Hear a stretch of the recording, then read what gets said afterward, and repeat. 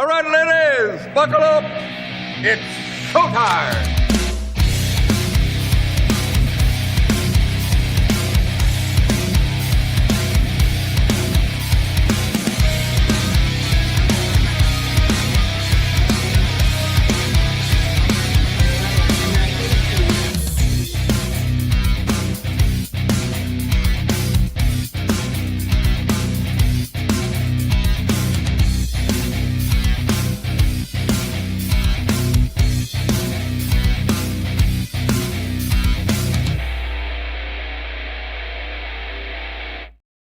And boom, welcome aboard.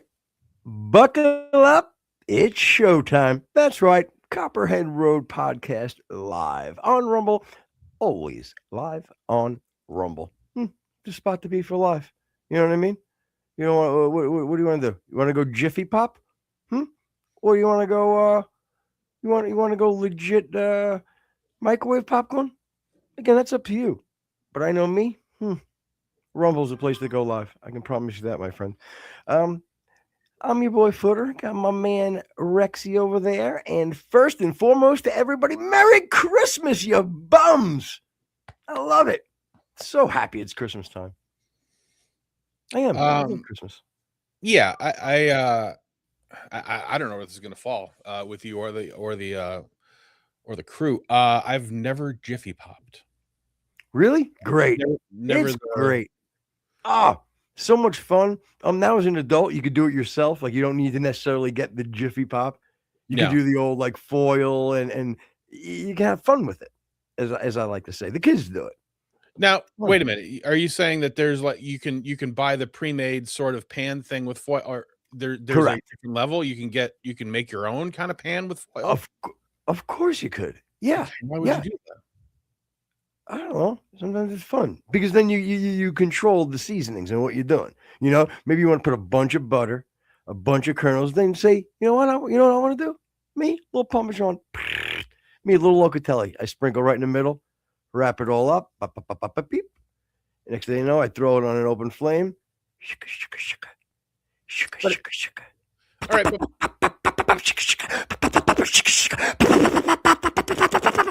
You see what I'm doing? Boom. Next thing you know, you're enjoying a nice sweet snack. You sound like a Gaza neighborhood. Good night, everybody. Ta-da! Okay. Good night. But can't you do all that like with microwave popcorn after it comes out of the microwave?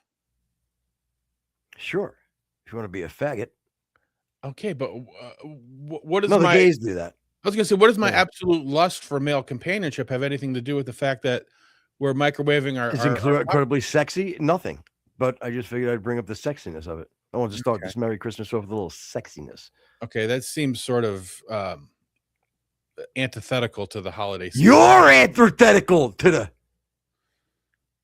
Ta-da! Good night, everybody. That's the wit you get here on Copperhead. Excuse me. Yeah, it always just amazed me with the Jiffy popcorn thing. Like people at, excuse me, Mr. Pop, I have an idea. Can we just like Jiffy? Well, Mr. Pop to me, I don't know I don't know what kind of a personal relationship you had with Mr. Pop, but like it didn't occur to them to be like, okay, people already have pans. Now we're gonna make our own pans, and we're gonna cover them in foil. We're gonna make our own pans. I love it. But I love it. Why would you do that? It just seems like it's a lot of effort. Why wouldn't you, is what I say. Why wouldn't you? I mean, in the oldie days, you had to, had to fucking make popcorn. That's the old school. The truth, I like to call it cowboy popcorn. You know what I mean? Just a couple of kernels, open flame, boom. Matter of fact, can somebody, production, find out for me, when did popcorn come of age? I'd like to know that, please. Like when it was always like available at home, or was it like, oh, we got to go to the movie theater to get the popcorn? No. Definitely way before. I want to know more. Was it like, how art the popcorn coming down to thy, like, was it that time? Or was it like, 18 at cowboy time? Like, okay. You're not going to believe this. What? Popcorn has a rich history dating back 10,000 years. You know what? Big popcorn show. The Copperhead Road Big Popcorn Show. That's great. I'm telling you, don't fuck around with popcorn. That's what I'm saying. Christ may have been popping popcorn. You don't know. Yeah. You think it was done by accident? Like, people were cooking popcorn or cooking regular corn? I'm going to tell you right now, popcorn has a rich history dating back approximately 10,000 years with its origins in Mesopotamia. Shut your mouth. In Mesoamerica, where it was first cultivated, the earliest evidence of popcorn was discovered in Peru, dating back 6,700 years. Additionally, the oldest ears of popcorn found are about 5,600 years old. The popularity as a snack surged in the late 19th century and became a staple treat in the early 20th century. Let me ask you this. So it wasn't a treat in the beginning? Like, what were they doing in the beginning? What were they making fucking instruments with it? I mean, maybe it was more of a staple than a treat.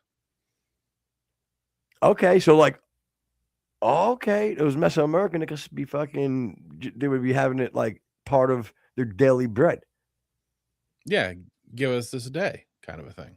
Yeah, give us this day our daily popcorn. Yeah, I don't know if is that blasphemy in any way, or not satire. I think you're okay with that. The Lord has a great sense of humor. He does. He's a riot. No, bro, very sarcastic, good guy, just an all around fuck. Christ is king. Good night, everybody. Yeah. When did fucking Redenbacher bust on the scene? Oh, and he came in hot too. Oh yeah. Orville was not playing. He's like, yo, you niggas want to make fun of my name? Okay, watch what I do now. Yeah. Watch what I fucking do. Yeah. Or maybe his name just ironically was Popcorn, and he felt like he was pigeonholed into doing this. Yeah, well, like there's an eerie sort of like resemblance. An eerie of corn. Ta-da! Like there's a similarity between him and Colonel Sanders. You know what I mean? Like again, Sanders is a little bit bigger, a little bit more of a facial hair kind of a thing. But there is a similar look. 1969, I guess, is when the Sanders Redenbacher clans. You feel at one point meshed. Yeah, or maybe it was just like sort of like a theme because, I mean, again, obviously they have different backgrounds, but even Famous Amos had that kind of a look. You know what I mean? Big kind of a classic sort of a. Wasn't Famous Amos like oh mammy? Wasn't he like one of the? Right? Yeah. He wasn't that far. I think it was 1940s or 50s. I think he came around. But okay, I got you. Be right before like Job Turkey. He's right in the middle. Yeah. Okay. I like to call it the in between stages. Yeah. So go ahead, improv shit bag because we were both thinking. No. I was actually thinking. I my mind went to somewhere else. We were getting Christmas gifts or whatever from clients, and one of the things I got was a Nat King Cole Christmas, and I'm like, I know Footer's mind would go to the exact same place mine did. We're being redundant. We got fucking Nat King Cole over here. Yeah, of course. But I was just being redundant. See what I did there? Mm. Can't you just call him Nat King? Dun dun dun dun dun. Ta-da! Good night, everybody. Racism. See ya. What is Mr. Halibut talking about here? I don't know. Bring him up. Right. And a very merry Christmas to you, Mr. Halibut. Yeah, Mr. H. Mr. H, as I like to call you. I got to be honest with you. I don't like the smell of you. Yeah, you gotta wonder, like, is there any sort of like regret at the name after? I would think. And I had thought about it the other day. Remember on Opie and Anthony, that guy that did that sports column for a while, and he called it Ted Williams' Head. Yeah. Yes. Yeah. And he had once he kind of blew up, he had to change the whole name because nobody was taking him seriously. Yeah. And then fucking fell off. Well, it's like you have like a great website, but it's called like bucketofaids.com. And you're like, how long? I can't do this. This is not going to work. I want to push a little mainstream. Right. Well, even Mike and WFOD, fair enough. It's a great point. Yeah, he's like, maybe we just got to call the D something else. Yeah. Both of us try to think of what the D could be. We have nothing. Yeah, I had Democrats, and I'm like, I'm not going to make this political. This is stupid. Yeah, I stupid. do it for everything else. Why would I do it here? And pull up some chat. I didn't see. What do you got? I saw no chats. I can't. Again, I'm not seeing it. Why don't I see it? You can't see it below you, huh? No, I don't know. And all of a sudden, I can't. Let me see. You don't have the comments on your right hand side over there? No, I don't. I used to see it, but now I don't see it. StreamYard? Oh, I know what you mean. Yeah, I guess I can look that way. All right. Yeah. I mean, you can also do but again, it should be showing up on your screen as well, on your main screen too. So, yeah, I see it on the side. It's hard to. Okay, yeah, I got it now. Is it what you read out what he's going on, because I can't read it. You tell me what's going on. Well, he wrote, the boys are back in town. He wrote, I like big butts, and I'm assuming you cannot lie. Okay. Oh, that's how he got his name, Halibut. Okay. Okay. All right. No, it's fine. It seems like a lot of explaining, because everybody's going to go right to fish. Again, that's the thing, brother. You got it. Yeah, I agree. Yeah, I agree with you. That's the problem, man. That's the problem.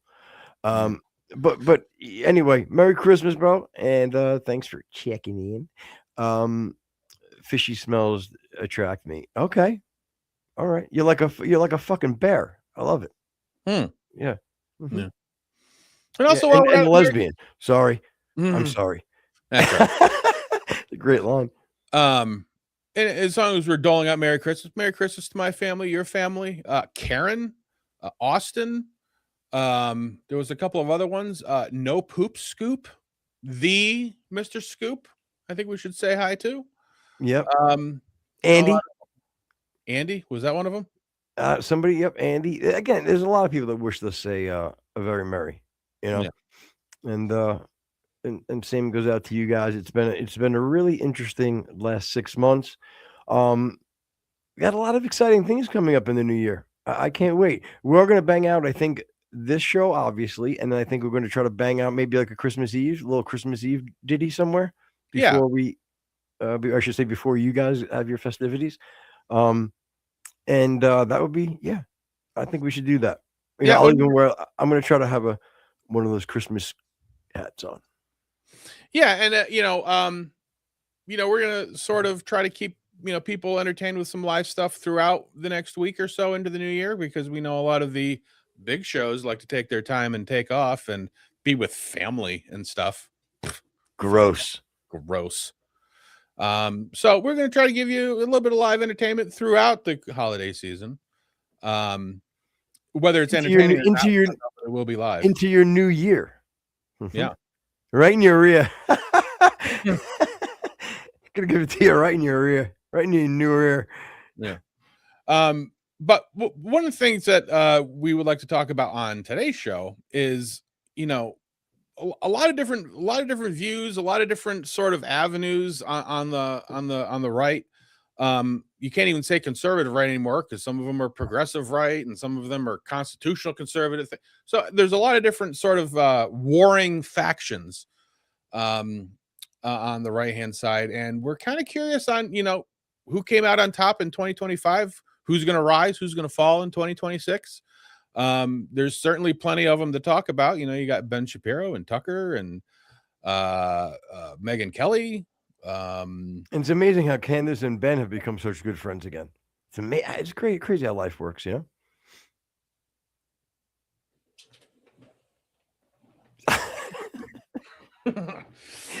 It really is. That's absolutely insane, right? Hey, you know what? Before we get into this, is going to be a little bit of left field, but I want because we're going to get off onto that, and then it's going to spiral, and then I'm never going to get back to it. But I like to fuck around with the Chat GPT sometimes, or Genesis and stuff. The different AI in lieu of friends, yes. Yeah, exactly. Fair enough. So I asked it.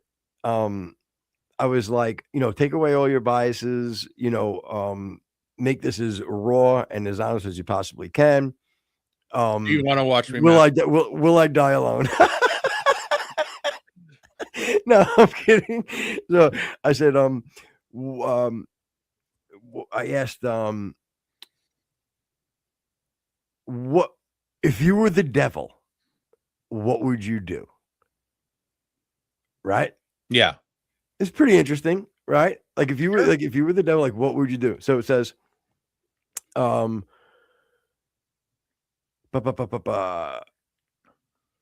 basically saying stripping away all the personal biases and looking at the devil as a conceptual archetype of maximum disruption, right? The goal wouldn't necessarily to be cartoonishly evil. Instead, it would be about subtly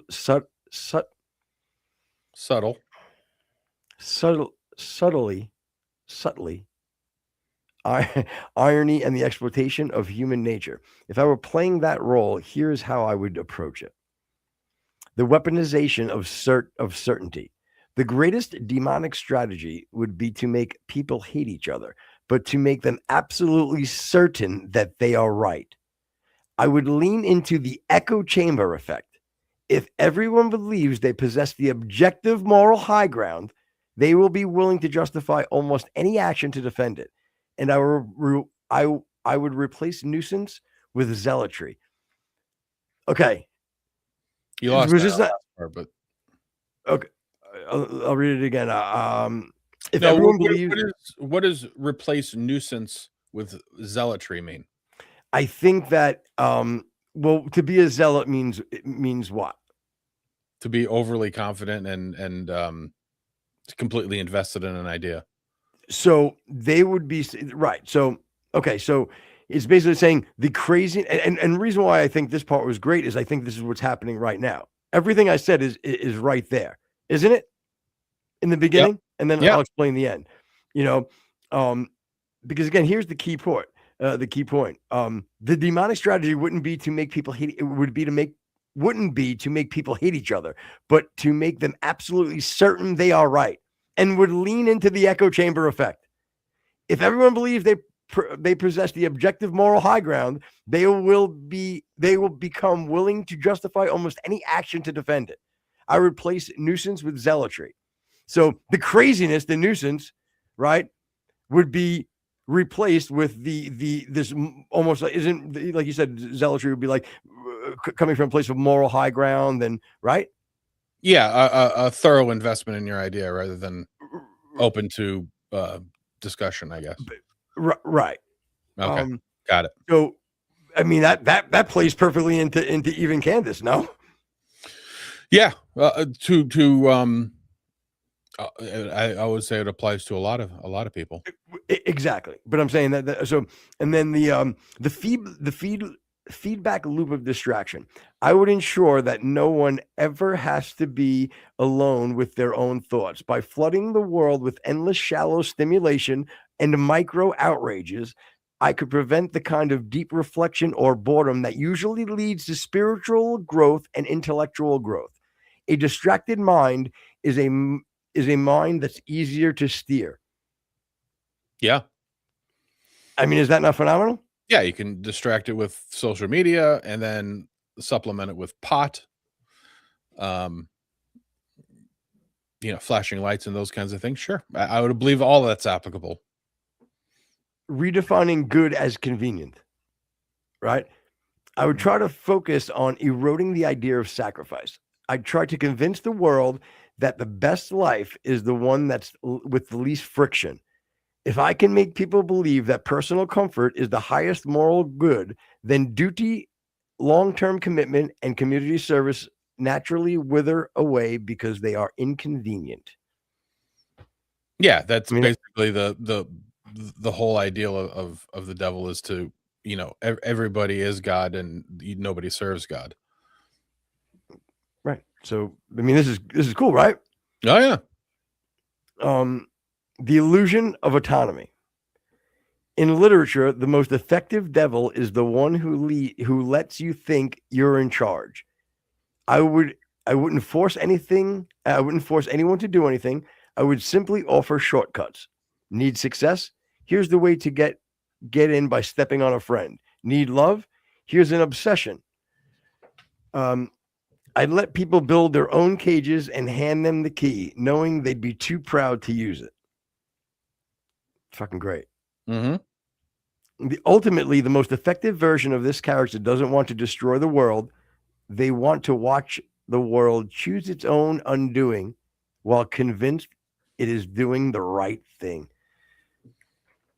I mean, is that not what we deal with in a fucking nutshell? Certainly is. And you think about it, and like I said, I'm going back to Candace before we, or I can start right there. She's been planting these little seeds, like I said, over and over. She's sprinkling them, sprinkling them with water, and then she's giving it just enough to start to grow. And she doesn't understand that this shit's gonna. She's creating poison ivy. You know what I'm saying? Yeah. She thinks, the bottom line is, she wants it to be this beautiful rose at the end of the day.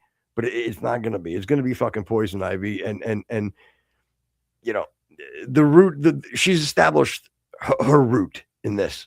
You know what I mean? And it's going to be very difficult and very hard for her to get out of that. What would Mr. Halibut say? He said, "Zeal is fanaticism. I think so. Satan is making fanatics." I think it's all part of it. It's just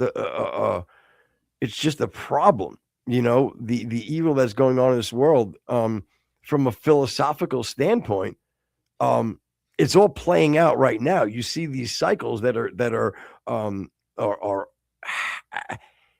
they're destroying the world from the inside.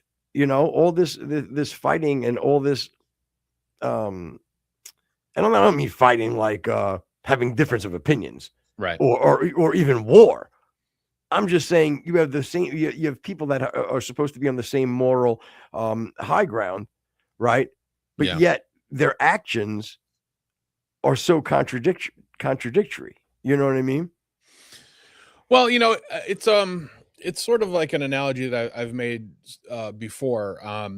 If you think of a society as a lake that leads to a river that leads to a waterfall, if you're in a placid lake, and you have different factions of opinions and things or whatever, people can get along as long as everybody sort of agrees that you can't drown anybody.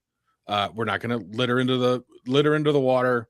You can't, go into the water after you eat for half an hour. The basic things that make a bunch of different ideals inside of a lake function. You can we want to play Marco Polo, dumbest game in the world, or we want to do this, that. You can have different sort of opinions. Now, if you're in that lake and you start going down the river, certain things apply differently. Now it's we got to avoid rocks. We've got to be a little bit careful. But the closer and closer you get to the waterfall, which is the ultimate demise of a society, the more and more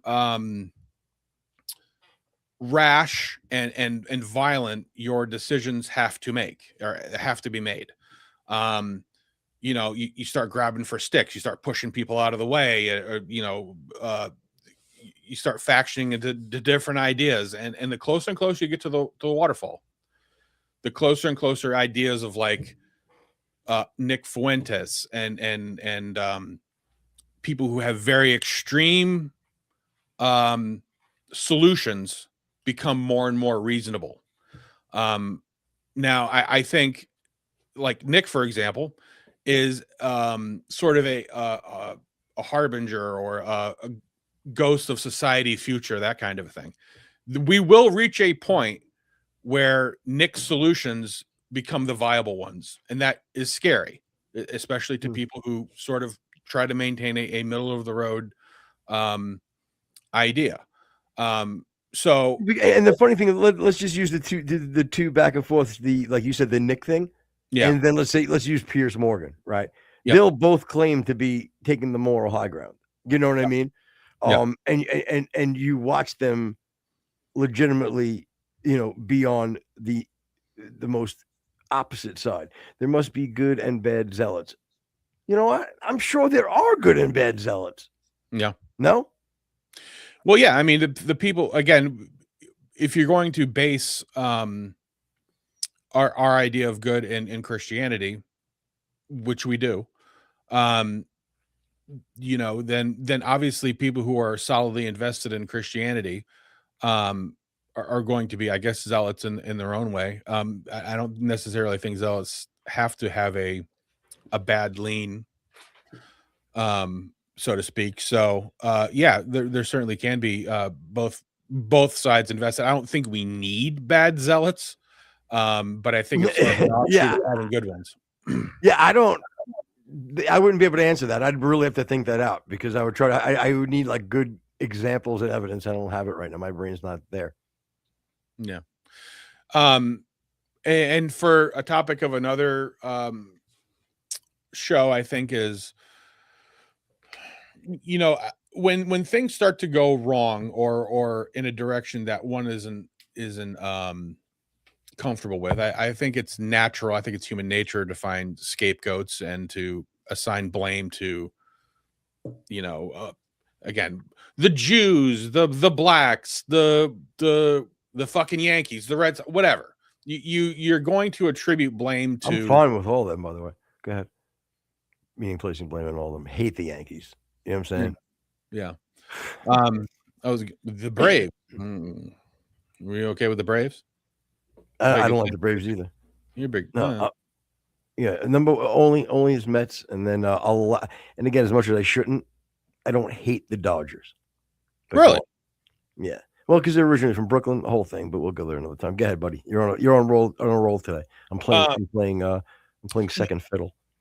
Well, I wouldn't go that far. I can't even play a fiddle. I don't know nothing about music. So, yeah. Go ahead. You are more of a piccolo man, but go ahead. Brian? Go ahead. The problem is matriarchy, and you can sort of all of the other things that irritate everybody else. It's an adoption of matriarchy as opposed to the patriarchy. And again, I've made the case before. Doesn't necessarily have to. Matriarchies don't necessarily have to be run by women. It's the ideals of a patriarchy versus the ideals of a matriarchy. The more, and you take it down to a house level. A house well run will be run as a patriarchy. Now, again, sometimes if there's not a father in the house, the mother has to fill that role, and but she can't run it like a matriarchy. You can't be soft and comforting. Sometimes you have to be the hand of discipline, not the one who wipes away the tears. Those are the bottom line. Sometimes you got to pee standing up, is what he's trying to say. Go ahead. Yeah, and if you're really a man, you shit standing up too. Did you know that? I would hate to be your cleaning lady. Go ahead. Or at least the one that cleans the shower. So it really sort of blends. It goes into that. Patriarchy teaches independence, reliance, the ability to take care of your own and others. The matriarchy says you don't have to take care of yourself. I'll take care of you. And again, it sort of feeds back into what you were saying about the devil of, you really don't have to be responsible for yourself. The collective or the governing body will take care of you. And it's why I don't understand people who sort of fault Israel for doing what Israel does. Now, again, my sticking point with Israel is not what they're doing. It's the fact that they involve us. It's hard for me to understand how somebody can both condemn Israel or even condemn Russia and also defend manifest destiny. Okay. Or the Monroe Doctrine or whatever. You can't say that America, had the moral right to come over and take land and destroy Indian cultures and things or whatever, and just keep the manifest destiny of keep growing and take land because it's our right as America, and then also condemn Israel and Russia for doing what they're doing. Now, again, you may not like it, but you can't condemn them for doing it because it's exactly the ground that we stand on for the America and the United States doing what we do. So it's a great point. It's extremely consistent. So it would be very hard to argue that, And again, you can again, my stance is I can't stand that they involve us and use us and manipulate us and involve themselves in our politics and things like that. But game respect game. You know what I mean? You got to give them credit for doing what because again, Israel is in a very tough spot. I love Hood Rex. Go ahead. They're in a tough spot. Okay, it's the difference between bailing water or fixing the hole. You know what I mean? They we get it. Right. No. I want you to keep going. I was teasing because you're great at doing like the little example analogy type things. So I was just, I don't know. It was just funny. And again, I don't even know where the hell I started with that, but Candace is crazy. Go ahead. Yeah. Yeah. You don't have an agenda. We get it. No.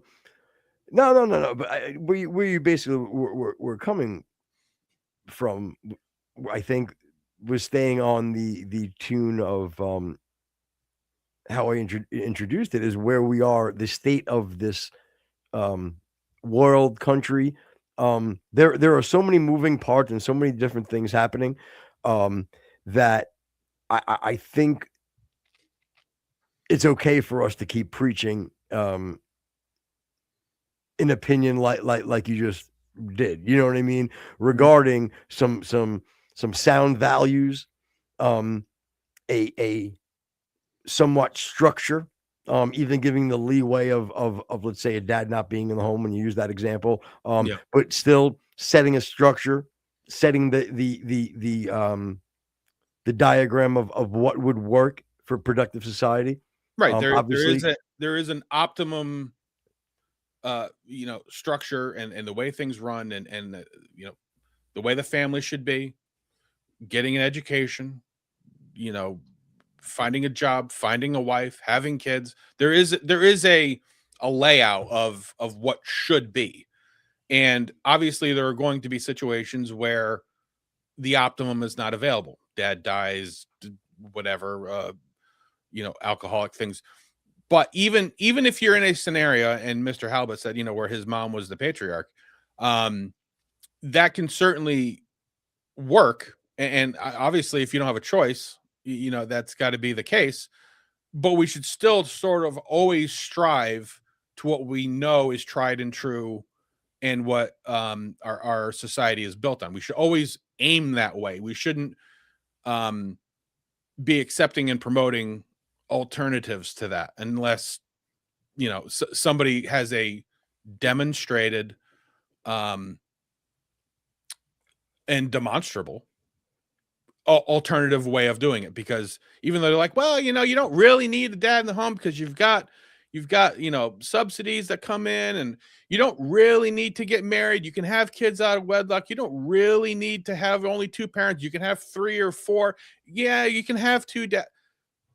Okay, that's never been demonstrated as a plausible optimal outcome in any society ever. Now, well, even if you granted the 2 dads, there would need to be a patriarch and a matriarch role and structure that would need to be applied. Unfortunately, because I'm not going back to making it biblical, but the fact that everybody does have free will, God made us with free will, we're going to have people that use that free will to sin and to do things maybe that isn't in the God's plan, and they do go against God's plan. With that being said, though, I think that Rex hits on a good point, that you're able to follow a diagram and a structure. Again, ultimately it should be God's plan, but as you're growing, and as you are trying to do the right thing and coming from a sound moral foundation, if you do go by these things that Rex put out there, in any of your situation, you're on the right track to percentage wise playing towards a winning hand, and being more successful in life. Again, are there anomalies? Sure. Are there outliers to different situations? Sure. But I think for a good foundation, that's something that I think everybody should really take some time to think about. And again, it's not condemning anything specifically right now. It's just in general saying, you know what, that's a great way to look at things, and what can I do in my life to make those things more present in my life, Yeah, and I think it's perfectly human nature, and again, going back to your Satan thing, I think it's a natural human response to sort of moralize sin and disorder. If you like to drink, you're going to come up with reasons why it's okay. And well, I go out and I have, drinks every night, but I get up every morning and I go to work and I provide for my family. And, we've talked about the parents of people who have transitioned their kids. They'll make every moral obligation. Well, I was only doing the best thing for my kid because, she or he said that they were the other sex, and I did the right thing, and I'm going to go out and I'm going to promote it. I'm going to have other people because sin loves company, and it's a logical human response to moralize or justify whatever disorder you're behaving in, which goes back to the devil saying, we'll all keep it in that mind frame of it's the moral high ground that you're taking, and you're doing it for the reasons. And yeah. So, first of all, kudos to us, the way we just fucking tie everything in, because you had no idea what I was going to start with and that I was bringing that up. So, kudos to us again. I love to bring it back to us. God, we're good. Copperhead Road, everybody. Make sure you like and subscribe, Mr. Halibut. I know, once you hit the like button, Mr. Halibut, that helps the algorithm, Yeah. Time out. I just remember we were talking about Spotify doing live podcasts. Yes. I think I saw something about that. Yeah. Yeah, they're doing something.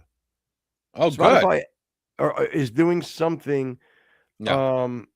Back. I look that. If we can look that up, or somebody look that up. I'd like to find out. Are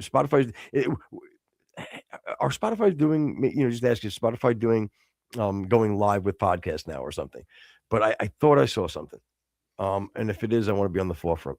Yeah, I mean, as far as hooves go, it would behoove them. Oh God, yeah. The hoof. Yeah. I know that also again, it's a little behind the scenes, but even the podcast platform that we use, StreamYard, is doing a bunch of stuff. It says, yes, Spotify is expanding into live streaming capabilities with podcasts through a partnership with Netflix. Starting in early 2026, subscribers on Netflix will be able to watch select Spotify studios and Ringer podcasts directly on the platform. Bro, we're gonna get it. Let's get part of that platform. Yeah, that would be great. That would be a great new. Say again. We'll talk to Mr. Tiffy. No, I don't know if it's like that. I thought he just said what they're picking, who they want. I don't know, but I know that we're kind of in with Spotify for various reasons that we don't need to bring up here. But I would have to imagine that we would be considered for that. What an amazing opportunity. People just on Netflix. Oh shit, let me hit podcast, and then just as they find us on Spotify, like they do. God, just think of all the great hate we're gonna get just off Netflix alone. Yeah, especially because I have to imagine if you have a Netflix subscription, you're probably going to hate us anyway. So I think there's probably a lot of crossover there. Yeah. Meanwhile, one of my favorite shows in the whole world, and I know you'll hate it, is on Netflix. It's called Resident Alien. Oh man, you might not hate it if you can, it's like a goofy sci-fi show. But I won't just look it up. Dude, there's a lot of funny fucking lines and just ridiculous. It's really funny. I love that show, Resident Alien. Check it out on Netflix. It's very funny. What's the premise? Oh man, if I describe it, it's gonna sound so dumb, dude. Do you want to, Jen? Do you want to pull it up and we'll read it? And God, I hope, because they'll explain it better than me, I'm sure. But it's so Resident Alien. Yeah, Resident Alien. The funny thing is, it gets amazing reviews everywhere you look. One of the actors, the main guy, the alien, he's a very, very famous dude behind the scenes. He does voices for some of the most famous like characters. In voiceover, he does like insane amount of voiceover work. But it's funny because there's also no hold. Like they'll have like, there's like, whatever the one girl has they wants to take like a pregnancy test or whatever. I'm saying the scene just because it's like how far they'll push it. Like they don't care. Like, and her friend goes in to help her, and she's like, something to the effect of like, "Oh, you're peeing on my hand," and she's like, "Oh my God, I'm so sorry." She's like, "That's not the first time. It's not a big deal." Like they push it. Like they're very, they have a lot of funny jokes and shit. It's definitely sci-fi. You have to be okay with like, the aliens and, there's different aliens, the grays, but even the alien shit is funny as fuck. They make it very, cartoonish, as far as the way they talk about, but yet it's also very serious shit too. It's great. Every character is fucking funny. Well, we got a season 4 trailer. We'll take okay. I'm up to season 3, so I've never seen this. I miss my friends. In prison, your world is very small. Now I know, especially when the prison you are in is on the moon. You shouldn't have let that shapeshifter trick you into that cell. The Manta thinks he can take over my life. No one will believe that the Manta is really me. Oh, hey. How are you feeling today? Pretty sexy, actually. Cool. The body of the missing hunter. It looked like the head was bitten clean off. What type of animal can bite a head off with one bite? What if it was an alien? Obviously, aliens are not real. Exactly. The world is black and white. Salt and pepper. You and me. And I am the white one. Very much so. What the hell is going on with Harry? Harry is very far away. I need to get back to Earth. Harry! You escaped. I'm impressed. Because I am smarter than you, and I'm stronger than you, and son of a bitch! Is that pepperoni? The Greys have implanted an inhibitor in me, blocking me from my true alien form. Seriously, you're not alien anymore? I cannot believe I hate cow milk so much. I'm a basic bitch. What are we supposed to do now? There must be some way to reverse it and get my alien energy back. Come on! I'm the alien tracker. If aliens abduct The relationship me between the kid and him You're are getting fucking killer funny, kick. bro. Does that dummy look like me? Honey, I'm home. Oh, now that I'm human, I find her face repulsive. I love how your eyes just bulge out from your face like a fish, but a bird. Wow. So great you're back together. As an alien, that was like his species was attracted to that weird looking bird lady. So anyway, again, What do you think? You're just gonna go scootily doop? You're gonna scooch out? Oh boy, you're taking a sip of confidence before you talk to me. Go ahead. What do you got? It's not my cup of tea. You're an ass, Jen. What do you think? You like it? She's giving it the I want her opinion on the mic. We don't pay you for nothing. It's not my thing, but doesn't mean it's not a good show. That's exactly. You know what? So diplomatic. It's not my. I don't know. Not your cup of tea. All right, fine. Well, again, to be fair, like I have sort of a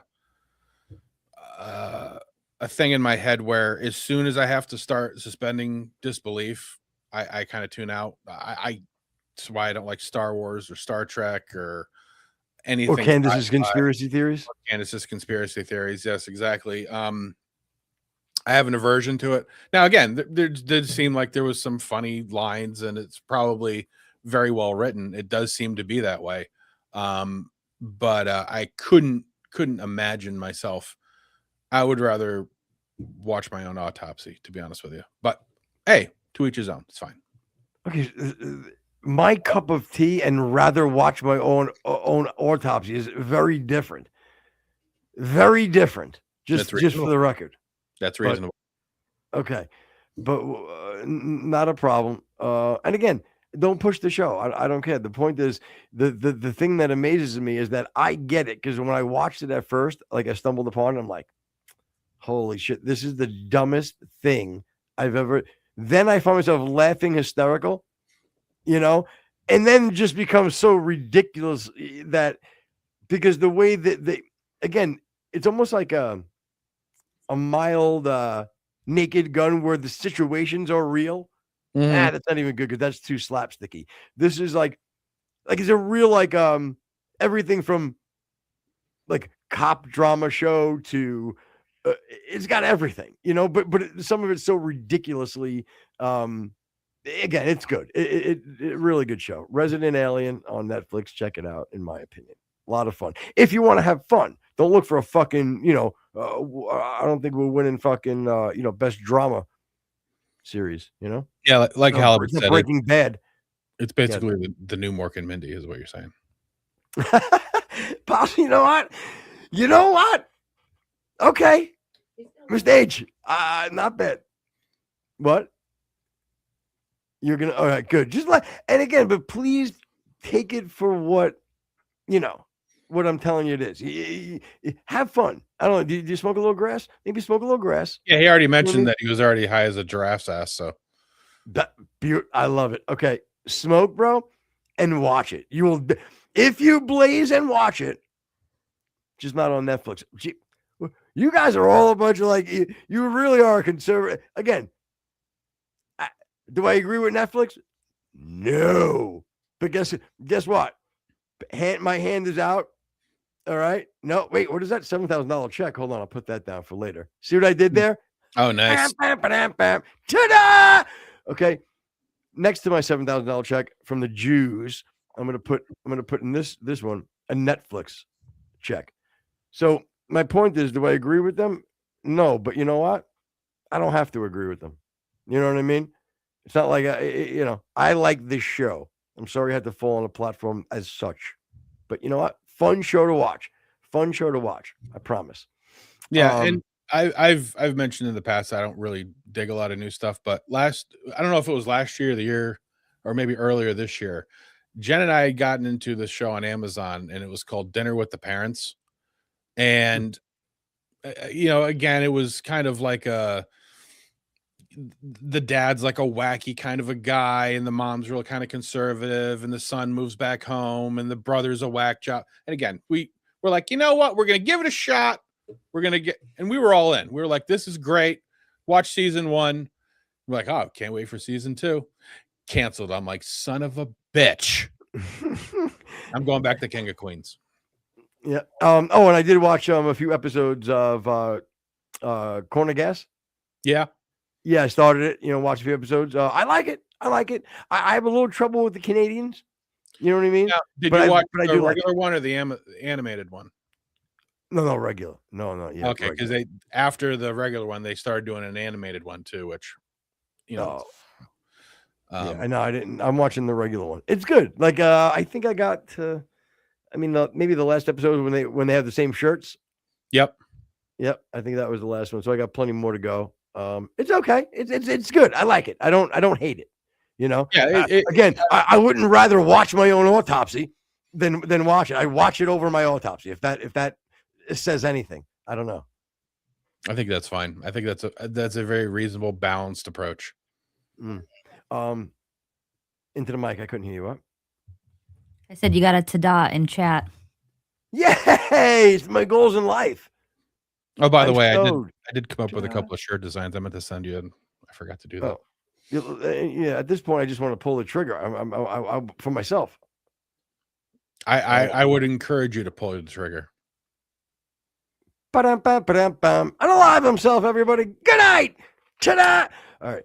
And to be honest, the one you sent me, I really do. I agree with you. I like that freaking 60s lettering. Should I do it? I just got us banned off of YouTube. Great. Why? Because you unalived yourself? Yeah. Well, I put a fake gun to my head. Oopsie daisy. Yeah. Let's not do that. Yeah. Well, I didn't anyway. It's a piece of chocolate.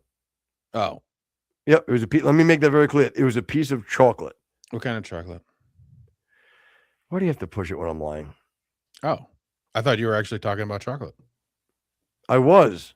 Do you like Tony's chocolate? No, I don't like guineas that fucking make chocolate. I only like their Italian food. I like Tony's fucking meatball palm, but not his fucking chocolate. Motherfucker will eat one of their fucking cannolis. Let me tell you. You know what I had the other day? And speaking of delicious Italian treats, simplest treat in the world. I think every ethnicity has one, and has this one, just done maybe a little different. Here's the thing with the snack before I name it. Let me make very clear: if it's not a good one, it can really go suck a fat baby's dick. Like that's how bad. It annoys me. If it's good. But somehow me saying that I'm watching my own autopsy is offensive, but you can say that. I didn't say it was offensive.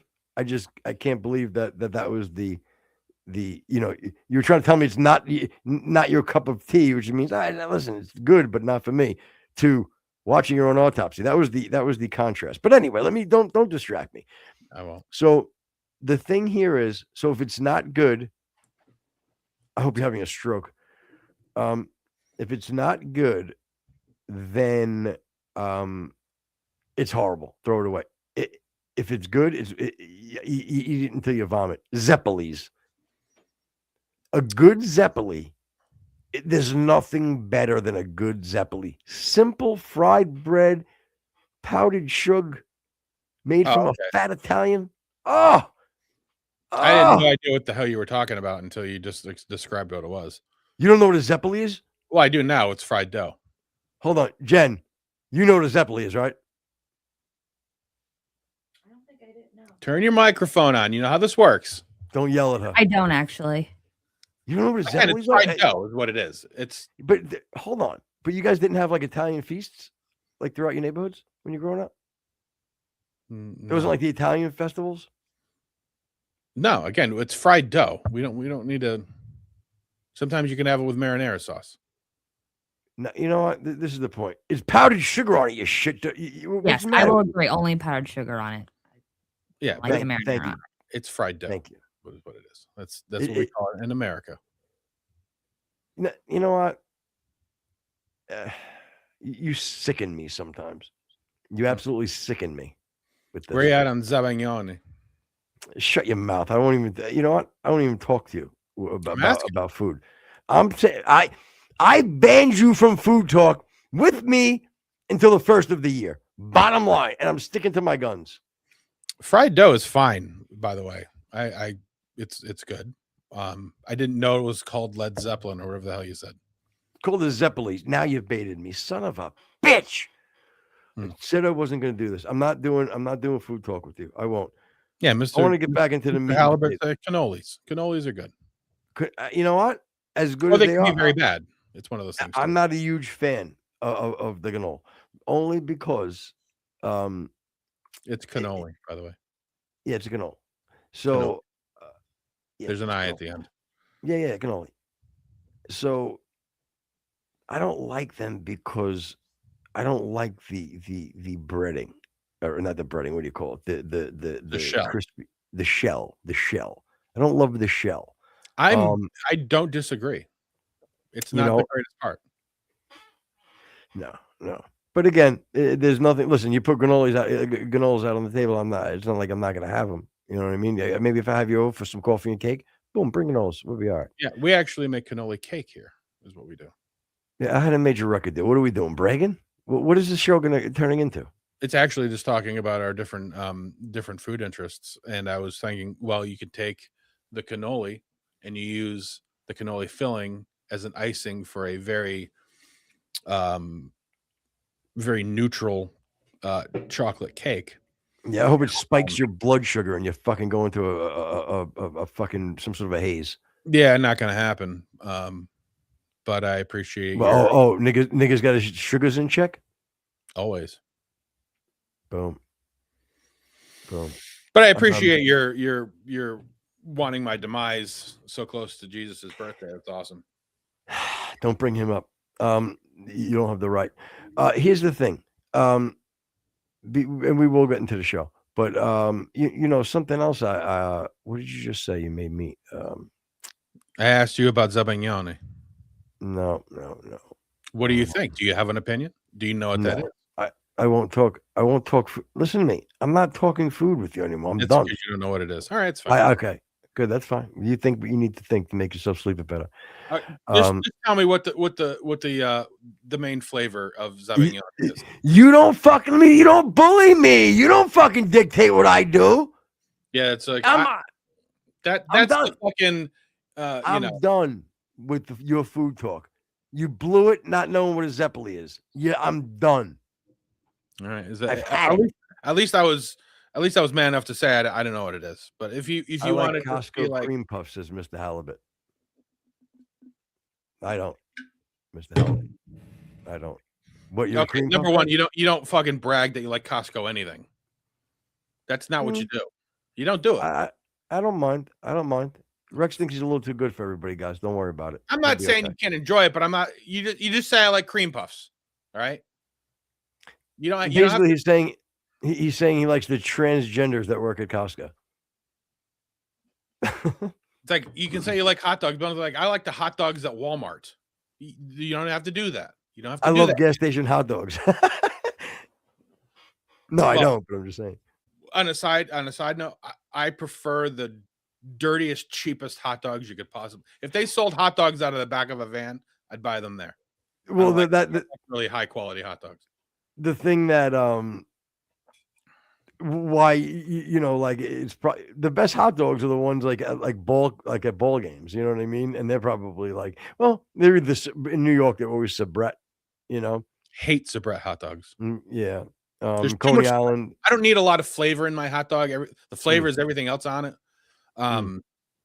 It's a Sabrett is a little too delectable for me. Okay. Like a fancy dog. Yeah, it's like the poodles of hot dogs. Don't get me started on poodles. We've already been down this road. We sure have. Do you want a funny story that I don't think I've ever told you that's pretty funny, or we can save that and should we get into it because it's getting late? Let's save that before we have to throw out the whole thumbnail and everything else. That would be dynamite if we could actually just sort of at least clickbait these shitbags. Oh yeah. So as we alluded to at the beginning, obviously there's a lot of tumult. I've never used that word. I wanted to use it. It's great. You did. On the now you can die side of the aisle. You want me to. The problem is I have all the passwords for the show, so you might want to just have me write those down first. Yeah, because this is the glue that's holding me together. You're right. Ta-da! So I'm sure a lot of people saw the back and forth from AmFest. Ben Shapiro throwing bombs and Tucker and Megyn Kelly and Candace wasn't there. Interesting. I wonder why. It just seems like I thought everybody that was invited by Charlie Kirk showed up to AmFest. Well, I wonder why Candace wasn't there. It's kind of odd, right? She's black. You know what? I don't think that's the case. I think Colin Noir was there, so I don't think that's the case. I could be wrong. Okay. But so let me ask you kind of straight out, like what sort of faction do you think will glow up in the next year? The Ben Shapiros, the Tuckers, the Nick Fuentes. I think I have a feeling that Ben Shapiro and the Daily Wire are out. I have a feeling they're not going to be able to sustain the what it takes to make that company run. I think, obviously just that staunch pro-Israel take with excluding Matt Walsh and Mike Walsh too, yep, including the Catholics. I mean, excluding the Catholics. For real, they're in a lot of trouble. They have a few choices. They could slowly try to rebrand the Daily Wire. I don't know into what, but having Ben Shapiro play a very minimal role as a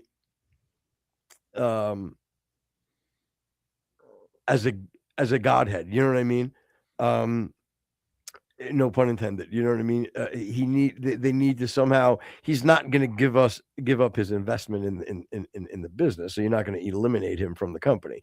But they need to have him where his staunch stance on things has to be a niche part of the programming on that platform now. Again, you're not gonna bury him 100%, but he needs to be put where 85% of the traffic is drawn there for something other than Ben Shapiro, and they tolerate him on the platform. I think that's going to be their only survival. And then I'll go to the next one. But what's your opinion on that? Yeah, I when Ben was young and you think I did well? First, start off with that. I do. I agree with your analysis 100%. Okay, good. Sorry. Thank you. Obviously Daily Wire was created with Ben Shapiro and Jeremy Boring. Jeremy Boring's already out. He stepped down as CEO early on this year. I think a lot of people, especially when Ben was young, sort of appreciated the kind of party trick that Ben was. He was able to, off the top of his head, recite parts of the Constitution and espouse the moral teachings of his religion without actually leaning in on it.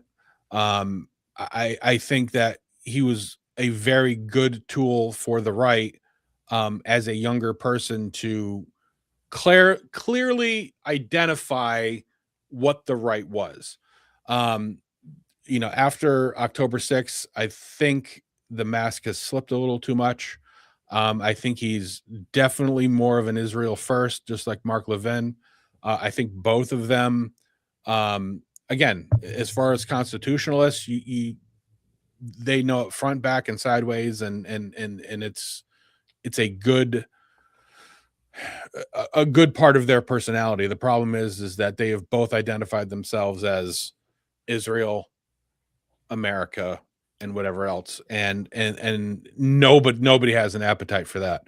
Can I add to since you're kind of going in the history of Ben Shapiro? Yeah, I'm going to add too. Do you know where he got his big break in regards to like where he really started to blow up? Do you remember where that's from? I thought it was Fox News, but no, go ahead. Well, and as far not really where he started, but what gave him his push was on Piers Morgan when he snapped back at Pierce when Pierce was on his big anti-Iraq stance, but more when he was on his anti-gun stance. And Ben basically, and I know it's a very famous clip.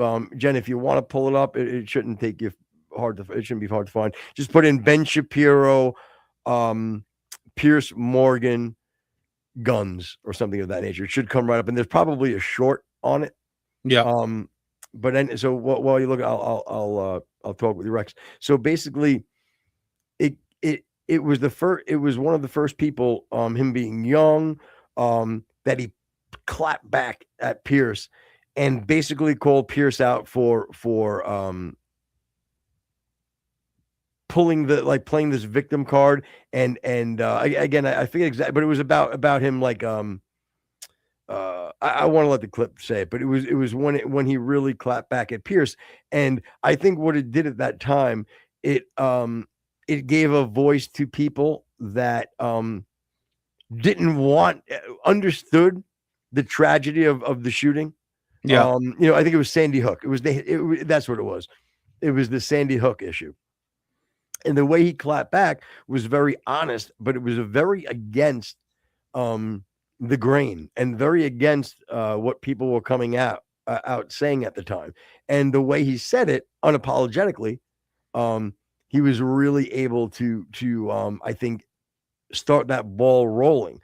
And between that and hitting campuses and going around and reaching the young people, and I think giving them the tools to debate and have discussions with people that they didn't that disagreed with them. And at the time, like I said, the mainstream narrative was definitely this anti-gun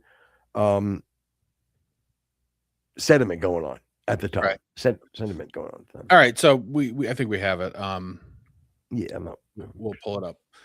He again, he had that kind of like, brick heck appeal where he just like you'd give him a topic that you wanted to hear about, and he could easily talk about it and pull your appeal. So yeah, let's play that. Standing on the graves of the children that died there. How dare you? I've seen you do it repeatedly, Piers. Like I say, how dare you? Well, I mean, you can keep saying that, but you've done it repeatedly. What you do, and I've seen you do it on the program, is you keep saying to folks that if they disagree with you politically, then somehow this is a violation of what happened in Sandy Hook. And you have yet, I'd really like to hear your policy prescriptions for what we should do about guns. Because you say that you respect the Second Amendment, and I brought this here for you so that you can read it. It's the Constitution. And I would really like for you to explain to me what you would do about guns that would have prevented what happened in Sandy Hook. If you want to do what you did in the UK, right, which is ban virtually all guns, that is at least a fair argument, and we can have a discussion. You accuse me of standing on the okay. ground. So, I mean, do you see what I mean? That to me was the great job, by the way, production. Thank you. I think that to me was the popping off point for good night, everybody. No, for Shapiro on his mainstream quest to be able to articulate things that a lot of us are thinking at the time, but maybe we don't have the courage, or we feel morally compromised if we start saying things that we don't feel is being empathetic to the Sandy Hook victims. You know what I mean? And pushing against a powerhouse of media like Piers Morgan has been for the last decade, or right. I'm sorry, 2 decades, right, behind the scenes and on air. Yeah. So yeah, so I agree. I don't, to be honest, as a unit, if we're going to put Ben Shapiro, Michael Knowles, Matt Walsh, and there's at least one, maybe 2 women who also have shows on the platform. I don't see that staying as a cohesive unit throughout 2026. Walsh is his own entity. And I don't see him sticking around, because his ability to to kind of carry his own thing, I think will far surpass Daily Wire's ability to pay him. And I see in chat that that Halibut's a Nick Fuentes fan. And again, I've certainly sort of, I wouldn't say completely changed my view on Nick. I think, like I had said before, I think Nick is more of the solution if we don't fall into a more reasonable response before we get to Nick. Nick I nutshell Nick for myself is like, I subscribe to so many of his ideas and his ideology. There's a lot that I don't, but I disagree with the prescriptions that he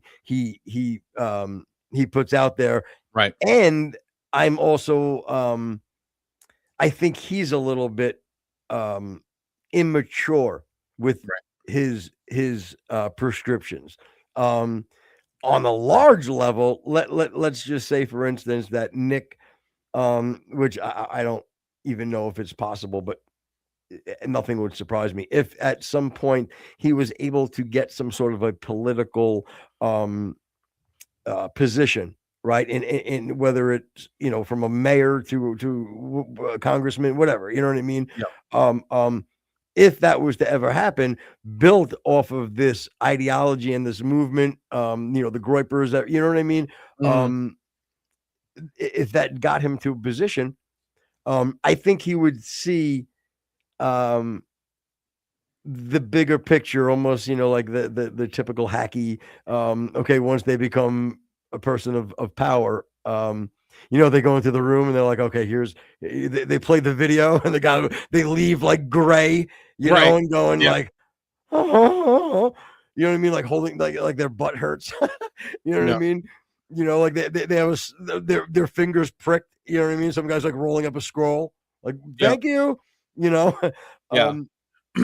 I think Nick and his ideology is a good sort of check on the right's sort of natural flow into centrist sort of ideologies. I think that he can keep some things sharp, but I will tell you, if in fact Nick becomes sort of the de facto leader of the right, we will never win an election again. I know, and won't happen. Unless there's, and by the way, and I'm going to keep going, but unrelated, Jen, do me a favor, just can you pull up the Candace after thing and have that ready to go, because we're going to be cutting our time here, so I want to make sure we're ready for that. But so you're right, dude. Like, that's going to be a lot of baggage for the conservative party, traditional politics, as far as your Republican and Democrat, unless somehow in 20 years a 45-year-old Nick Fuentes can somehow rally, and our system has been able to be transformed where there's a third party, you know what I mean, and the movement grows where they can squeak something in. That would be the only thing. But if it's a traditional Republican Democrat party, there's no way that like you said, there's no way that he would be able to win us elections. And I say us, meaning people that identify as more of right wing and conservative. Right. All right. So yeah, you had mentioned the Candace thing. Obviously, well, do you have anything else, brother, besides for the Nick? I just wanted it to be ready for when we train. We might do Tucker first. I know that that's all. I'm gonna have it. Yeah, we're gonna start buttoning up here. I'm sure everybody knows Candace and Erica sat down in Nashville and had a conversation. Before we start, Rex, real quick, because I kind of wanted to just say something about the Nick thing too, or get your opinion on something. Again, I didn't necessarily want to go to this right this second. I just, because what I want to know is, so I'm trying to address what you said in the beginning. Where do these people stand? So we went through Ben. Now we're going through Nick. So, and you made your opinion. So Will Nick, though, thrive in 2026 and stuff, or will there be this pushback? Now, where does he stand in your eyes? I've given my opinion. You know what I'm saying? Where's he stand on for 2026? Well, I think that he'll probably see, because I think we can both agree that as the years gone, 2025 has gone on, he fucking took off towards the last 3 or 4 months. And even between you and I, we didn't talk about Nick at all at the beginning, and then we started going into it, and now he's on Piers, and he's on Tucker, and he's on even Candace early on, and so I think he will sort of see a peak probably February, March, I would say. And there's going to be a lot of factors to his sort of sidelining. Number one, again, he has a lot of baggage from things that he said in the past. There's going to be sort of a sobering in general of the Republican Party as we near the midterms. And I think you are going to see more of a cohesive coalition, again, because of the midterms of his sort of, I wouldn't say opponents, but his other people in the right. They're going to sort of coalesce around a conservative Christian ideology, I think promoted primarily by J.D. Vance. And that's going to dampen his flame, I believe, quite a bit. Quick sidebar, where does J.D. Vance pivot further away from the president at this point, and try to establish his autonomy from the president, do you think? And when does that start happening? Yeah, I think that you're going to see that for sure. I don't know as far as ideology, if it's going to pivot a whole lot. I think he's going to try to keep together the coalition as much as he can that Trump had. It's sort of historically implausible that a person, especially a cult of personality like Trump, you're going to be able to keep that same coalition with somebody else. But yeah, I think even with his speech at AmFest, he's sort of making, he's sort of putting in his bid to be the sort of coalescing figure that people kind of gather around. And I that's why I say, I think the conservative Christian message is the number one, the most powerful and the most palatable, which is going to pull a lot from the heat that Fuentes has right now. Right. And the only really thing I mean, as far as pivoting away from the president, is that, he's taking a lot of flack of not being the candidate, the president that he said when he was running, and as far as the more of America first mentality on some of the issues, people like where the people like a Dave Smith and those people, what they voted for him for. I wonder if JD is going to embrace more of that, or is he going to stand more with the harder right? You know what I mean? Which is not necessarily war hawky, but being more of that balance. I think JD is much more of a realist. I don't think he has it in him to sort of paint the perfection pie in the sky thing that Trump did. I like that. I like that. We know what it's going to be. Yeah, we're going to, end Ukraine in 24 hours, and there's going to be a big, beautiful wall. I don't think that he's that kind of a person. Not only will we end it, it'll be the best ending ever, better than a fairy tale. It may even say better. What do they say at the end of stories? Like everlasting or whatever.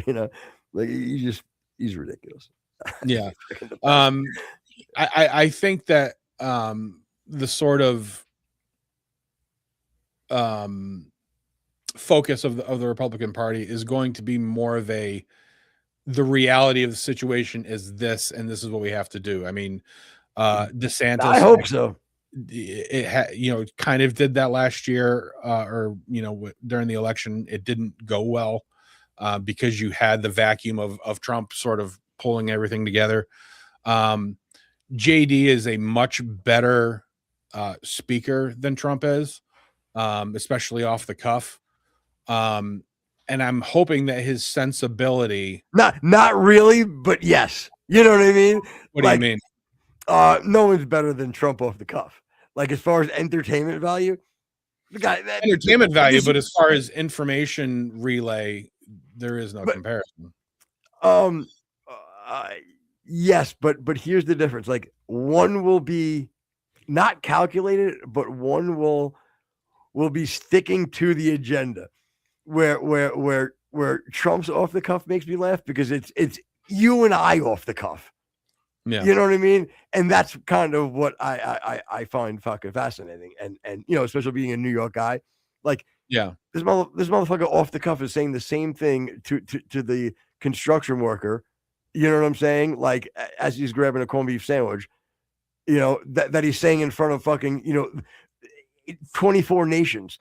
You know what I'm saying? That's scary, you know, slash freaking hysterical. But my problem with Trump is if you're trying to glean information, he's terrible at it. You know what I mean? Like, yes, I agree.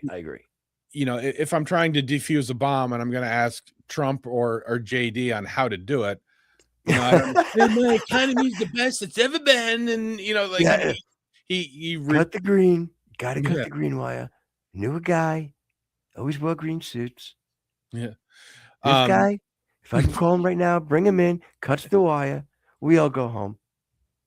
The problem is that the bombs are made in China, and I you know, whatever. But I already talked to Putin. You know, I think that people are going to want to hear tangible, concrete solutions. And again, Trump was great for what he was, and for what he is. He was definitely the guy that we needed in 2016 and 2020 and 2024. But I think the new coalition is going to be a little bit more thoughtful, and going to want a little bit more depth, which I think JD can provide, you know, going forward. Possible. You know, and as far as people who sort of discount, well, you know, Trump said he was going to do this, he said he was going to do that. It's an ignorant sort of a stance that, unless you understood President Trump, if you understood him, then you're fine. But you know, but you're right, because there's the 30% that voted not really getting the fact that he's not the Lord Jesus Christ and he can't do it all. Right. And he's a talk past the sale kind of a guy, you know what I mean? He's you know, he may want 10 million, but he's going to say he wants 40 million and he'll be okay with 20 million. You know, right. Everybody's got, and these dummies sit there and go, we're getting 40 million. The guy's the best. And then when he gets to 10 million, that they're like, oh my God, what happened to the 30 other million? You see what I'm saying? That's a great way to think about it. You know? Yep. It's the people that understand that game. But anyway, so so then that was Nick. Then even we just talked about 2026 Republican Party, JD Vance. And then there was one other. Tucker is another. And Tucker is he's got me thrown. Mm-hmm. You know, he's got me thrown. I don't know what he wants to fucking do. I'll tell you, I'm kind of getting to the point with Tucker at points where I'm like, you know what? He's a fucking phony. He's a fucking fraud phony. I don't want to believe that, but I gotta be honest with you, I think he's a fucking phony, dude. I appreciate his ability to debate. You know, but again, winning the debate doesn't necessarily mean you're right every time. You know what I mean? If you're just a good debater, you can debate anything and still come out and win the debate, but not say debate again, Rex. And still not be right. My problem with Tucker, and it's a problem with it's not a problem I have with Nick, but it's people who do I'm just asking questions kind of a thing and never have an answer. And he is famous for that. He'll have anybody on and just ask questions and glean information. But like when you ask Tucker, okay, well then what should we do? He does that manic laugh and then talks about something else. You know what I mean? So, the fact that ghost bed, everybody. Sorry. The fact that he's even like buying into a lot of what Candace is spewing, is a little bit odd to me. Again, you can certainly defend somebody and be cordial with somebody because of your friend, but when you're like, yeah, the Egyptian plane thing, that's kind of weird. I'd like to know a little bit more about that. Okay, you're out of your fucking mind. You know what I mean? If you think that there's some correlation between Egyptian planes, crossing paths with Charlie Kirk and Erica Kirk, plus or minus 3 days, and that's another thing that everybody. Yes, if Egyptian planes were landing in the exact same place where Charlie and Erica Kirk were landing within 2 minutes or a half an hour or an hour or whatever, yeah, it'd be kind of weird. But when you're plus or minus 3 days from where they are, and you don't even have a reason for it, like, why would they need to? Does that make any? Does anybody ever consider that? Why would an Egyptian plane need to follow them around? Does that make nothing? All right. No, you're 100% right in regards to. I'm willing to give every single thing of horseshit that she spews. The problem is she's gotten me to the point where I'm only able to give a speck of attention. But let me make very clear: any one of these cockamamie harebrained schemes that she concocts in her freaking head, okay, and puts out there to millions and millions and millions of fucking people, / half of those millions and millions and millions are fucking lemmings and are going to believe anything she says, okay? I'd be willing to give them a speck of credence, but and I don't think for a second that, well, here it is in a nutshell. If it came to fruition tomorrow that the Egyptian planes were definitely involved, here's how they were involved, I would not be shocked. Do you know what I'm saying? Like, right. There is so much shady shit going on and so many behind the scenes CIA, FBI, top, the lower levels. I don't give a shit like where you think the president knows like everything that's going on. For better or for worse, he doesn't. Mm-hmm. I'm telling you, he doesn't. And all of these departments, okay, all these letters, the letter departments, okay, they all have these agendas and they all have these people in power that are quote unquote the president of this domain. You know what I mean? And if you watch Fox, just watch shows like these, like Homeland, and shows that like show beyond the like CIA stuff. Sure, it's a story and it's a show, but they're all not like, again, you really want to watch the best show. You can call me a Jew lover, but the best show out there is called Fauda. It's about the Jew. It's about the Mossad. And it's probably my favorite show. It's because I love CIA shit. I love and this is all about special ops behind the scenes. It predicted Israel-Palestine shit to a T. I mean, to a fucking T. 5 years ago. And it's a Jewish show, definitely, like all Jewish producing stuff, but they definitely show the Jews being shady. Like even in this show, like they show the Jews doing shady ass fucking shit, so it's not biased 100%.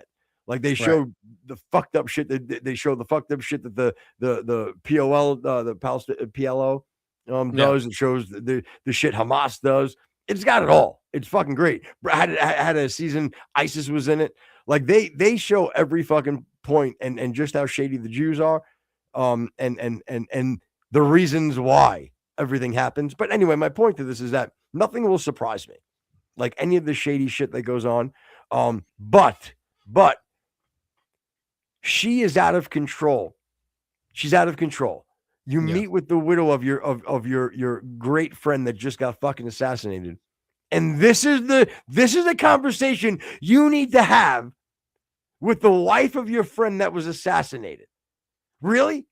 Like, this is a conversation that needs to be had on air or publicized? Yeah. All these months later, you should be ashamed of yourself. You should be fucking ashamed of yourself.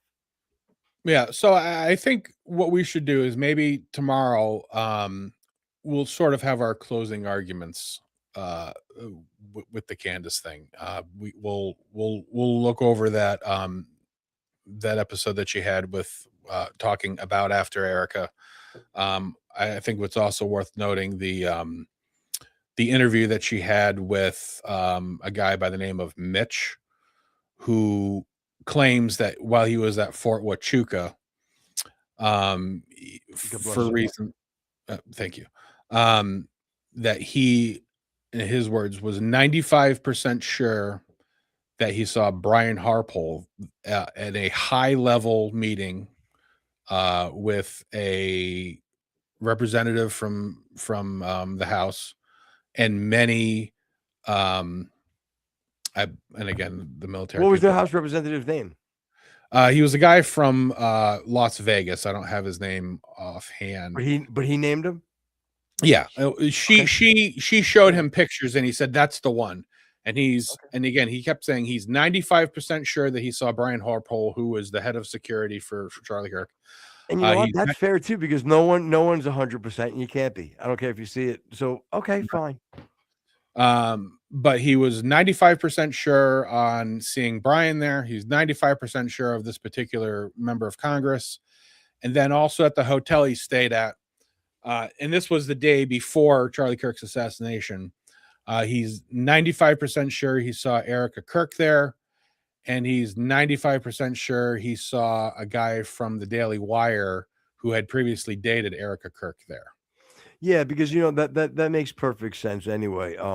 Yeah, no, I mean that makes that makes perfect sense that the assassination with foreign ties is going to happen.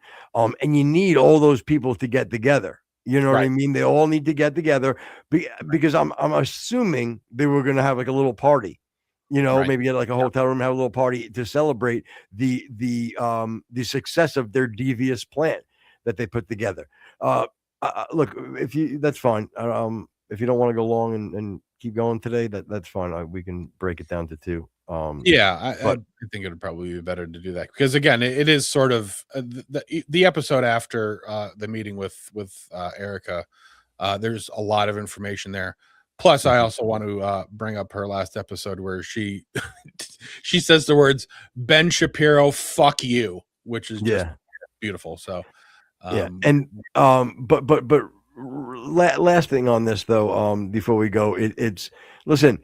And again, you can run the music, it's fine. But, I have no doubt that, or I shouldn't say that. I believe that Tyler Robinson shot Charlie Kirk. Yeah. I'm pretty sure of that. I'm okay now, even with the 30-06 thing. Yeah. I do have trouble with the finding the gun in the woods. I have a little issue with that. And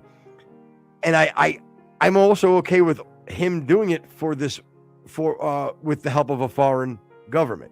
Okay. Right. Yeah. I think we both said that. Yep. But with all that being said, I still have trouble reconciling why they couldn't just get a professional hitman to pull this off in either the way they did, because Tyler Robinson could do it, a professional hitman could do it. Okay. Right. And/or why would it have to be this way? Why couldn't you, like I said, poison him? I don't know. Plant child porn on his computer, like you said. I don't know. But my point is, even for me to believe the somewhat conspiracies, which I kind of can sprinkle a few in there, it's very hard to reconcile why all of those things have to happen. And why Charlie Kirk was such a big threat. Again, yeah, I mean, the motive is pretty crucial. You kind of need that. Yeah. Yeah, and again, maybe that falls into play behind the scenes somewhere. I don't know. Maybe, but it does seem like they would like and subscribe, everybody. Okay, sorry.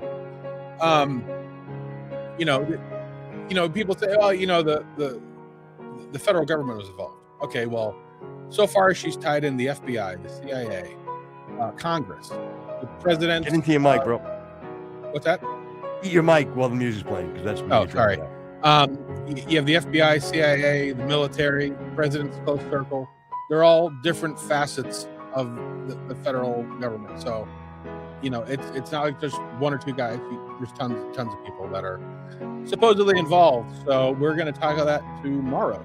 And if you're listening, how about listening? If you're listening on Spotify, YouTube, iHeart, iTunes, Twitch, YouTube, come on over to Rumble, like, subscribe, notification bell, and most importantly, enjoy this wonderful Christmas time. Thank you. Good night, everybody. Merry Christmas. And we will see you all tomorrow.